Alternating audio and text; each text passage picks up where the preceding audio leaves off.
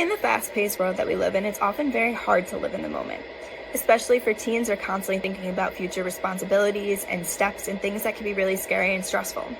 I'm Allison, a teen therapist here at Mindful Healing, and today I'd like to talk to you about tips to help your teens stop worrying about the future. Sometimes we fall into thinking traps called fortune telling, which means if we think about a possible ending to a situation that is stressful or scary, we hyperfixate on that, and the only thing that we can worry about is the bad outcome. A helpful way to get around this is to think about the most likely possibility. A lot of times the things that we're stressful about are what we call unworryables.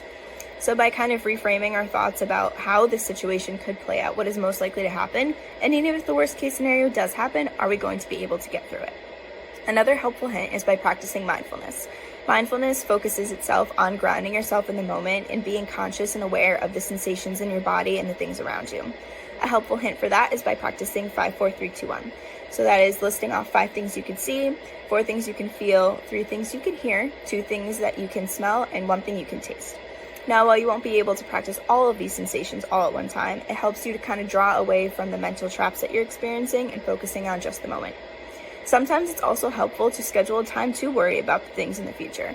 If you're so wrapped up in your daily routine and all you could think about is the stressful event that's coming up, it's going to hinder your ability to practice either studying or working or practicing for sports. If we can schedule and set a time like later in the afternoon that we can then focus on the stressor and try to break down what the thinking trap is and how we can reframe our mind, we can stop that worry from taking up our entire day.